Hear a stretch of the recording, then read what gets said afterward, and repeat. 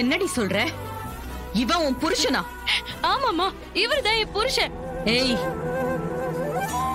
கல்யாணம் ஆனதாண்டி புருஷன். உனக்கு எங்க கல்யாணம் ஆச்சு? சொல்லுடி. ஏன் பயந்து நிக்கிற? சொல்லு. ஆமாமா, இவருக்கும் எனக்கும் ஏற்கனவே கல்யாணம் ஆயிடுச்சு.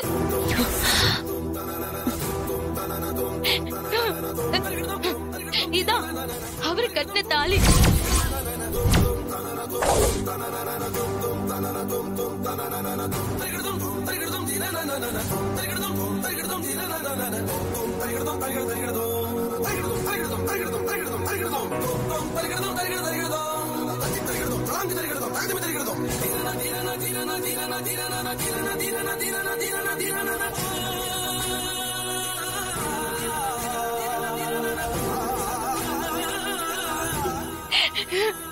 அம்மா ப்ளீஸ்மா, கொஞ்சம் டென்ஷன் ஆகாம கேளுங்கம்மா. நீங்க பார்த்த மாப்பிள்ள வீட்டுக்கு தட்டு மாத்த வந்தப்பவே எனக்கும் இவருக்கும் கோவில்ல கல்யாணம் ஆயிடுச்சு. இவர் என் கழுத்துல தாலி கட்டினதுக்கு அப்புறம் தான் ராஜா மாமா அங்க வந்தாரு.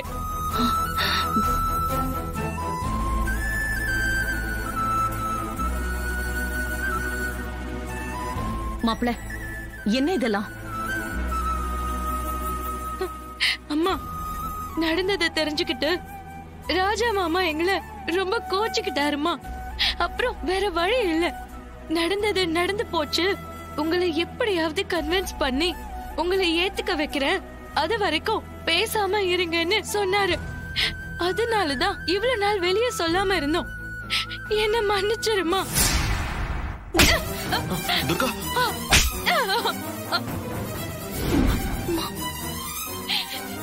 ஏய் ஓடுகாலி, உனக்கு எவ்வளவு தைரியம் இருந்தா திருட்டு தாலிய கட்டிக்கிட்டு வீட்டே வந்து இருப்பேன்.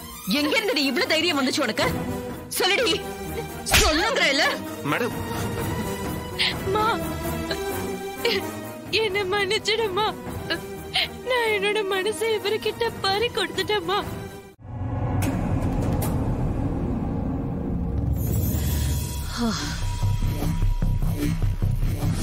வா மவனே, கல்யாண மண்டபத்துல என்ன நடந்துச்சு?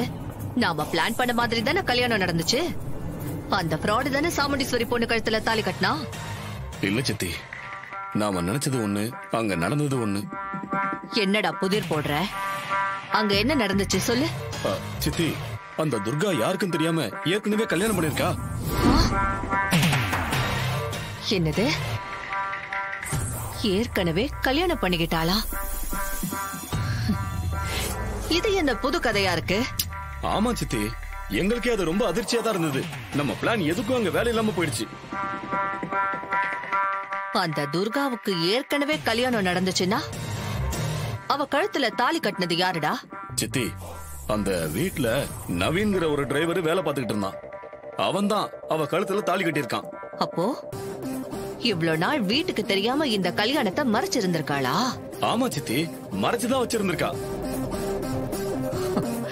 சரியான நெஞ்செழுத்தக்காரியா இருப்பா போல இருக்கே. கல்யாணத்தை ஏற்கனவே பண்ணிக்கிட்டு இன்னொரு கல்யாண ஏற்பாடு செஞ்சு அது மண்டபம் போற வரைக்கும் சைலண்டா இருந்திருக்காளே. ஆமா காளியம்மா, இந்த உண்மை தெரிஞ்ச சாமுண்டீஸ்வரி அவ பொண்ண மண்டபத்தை விட்டே துரத்தி அனுப்பிச்சிட்டா. அப்ப இந்த தடவையும் நம்மளால அவங்கள ஜெயிக்க முடியலன்னு சொல்லுங்க. அப்படி சொல்ல முடியாது சித்தி. பெத்த பொண்ண வீட்டை விட்டு துரத்துனது அவ மண்டபத்துல இருந்த சொந்தக்காரங்க, உறவுக்காரங்க எல்லாரும் முன்னாடி அவமானப்பட்டு நின்னது நமக்கு வெற்றி தானே? நீ சொல்றதும் வாஸ்தவம் தான். மண்டபத்துல அவ அவமானப்பட்டு நின்னது நமக்கு வெற்றி தான். இத வச்சே நாம கொஞ்சம் கேம் விளையாடணும் அவனே. என்ன பண்ணலாம் சித்தி?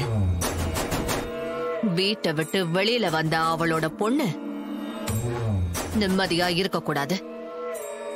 அவளுக்கு ஏதாவது டார்ச்சர் கொடுத்துக்கிட்டே இருக்கணும். அத பாத்துக்கிட்டு சாமுண்டீஸ்வரியால சும்மா இருக்க முடியாது. பெத்த பாசத்துல அவ வந்தானா அத வச்சு அவளுக்கும் நாம பிரச்சனை கொடுக்க வேண்டியதுதான்.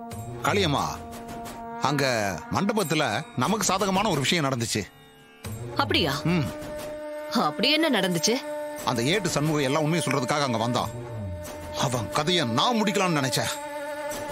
ஆனா அவன் அந்த மாயா கையால குண்டடிப்பட்டு இப்ப ஹாஸ்பிட்டல் சீரியஸான நிலைமையில அட்மிட் ஆயிருக்கான். ஆனா அவன் பொழைக்க மாட்டான், கண்டிப்பா செத்துருவான்.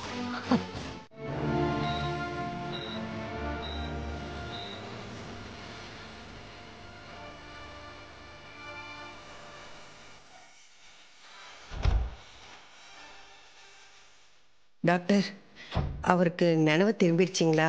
எப்படி இருக்கு அவருக்கு? இது வரைக்கும் கான்சியஸ் வரலம்மா. எப்போ வரும்னு உறுதியாக சொல்ல முடியாது. இன்னைக்கே வரலாம், இல்லை நாளைக்கு வரலாம், இல்லை ஒரு மாதம் கழிச்சு கூட வரலாம். பொறுமையாக வெயிட் பண்ணி தான்மா பார்க்கணும்.